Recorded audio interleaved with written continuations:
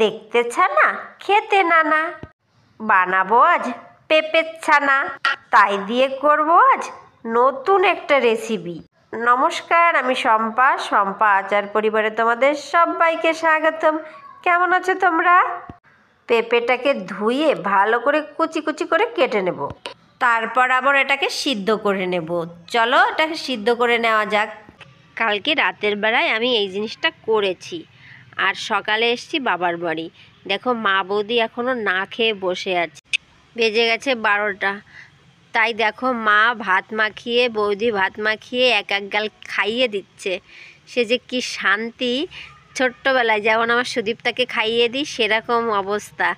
ছোট্টবেলায় ফিরে গেছি গো। আমার মা অতটা খাইয়ে দিত না আমাকে, আমার দাদা খাইয়ে দিত, জানো তো, আমার মেজদা। সে আমাদের ছেড়ে চলে গেছে অনেক দূরে, যেখানে গেলে আর কেউ আসে না গো। সিদ্ধ পেঁপেটাকে আমি 1 কাপ মতো চিনি দিয়ে আর একটু পেস্ট করে নিয়েছি, আর এই পেস্টের ভিতর আমি দিয়ে দিচ্ছি 1 কাপ মতো ময়দা। তোমরা চাইলে চালের গুঁড়ো ইউজ করতে পারো। তারপর ভালো করে একটা ড্রো করে নিয়েছি।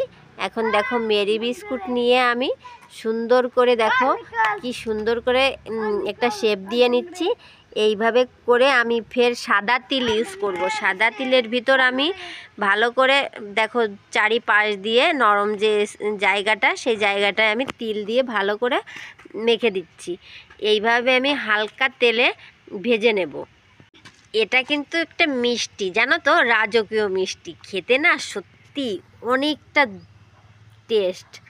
যারা একবারে খেয়েছো তারা তো জানোই, আর যারা খাওনি তারা একবার করে খেয়ে দেখো, অনেক অনেক ভালো লাগবে। একবার ঘরে তৈরি করে দেখোই না, একবার খেলে সত্যি বারবার খেতে ইচ্ছে হবে। দোকানের মিষ্টি ভুলেই যাবে, পিওর মনে হচ্ছে ছানার মিষ্টি। দেখো আমি হালকা আঁচে আস্তে আস্তে করে এই বিস্কিট মিষ্টিগুলো আমি ভেজে নিচ্ছি, একদম লো হিটে লাল লাল করে ভেজে নিতে হবে।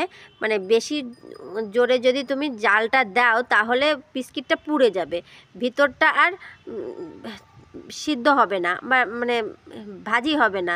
তাতে করে মিষ্টিটা খেতে কিন্তু ভালো লাগবে না, একটা অন্য স্বাদের মিষ্টি। চাইলে কিন্তু তোমরা অল্প চিনি দিয়েও করতে পারো। ঘরের যেহেতু মেরি বিস্কিটে বেশি মিষ্টি না, আর ঘরে যারা সুগারের লোক আছে তাদের জন্য খুবই ভালো হবে।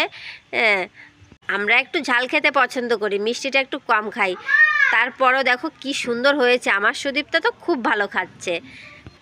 আর এই দেখো মিষ্টিগুলো কত সুন্দর করে ভেজে নিয়েছি, দেখতেই কিন্তু অন্যরকম লাগছে। তাহলে খেতে কেমন লাগবে তোমরা অবশ্যই কমেন্টে জানিও। ভালো থেকো, সুস্থ থেকো, আচার এমন মাতিয়ে রেখো। টাটা।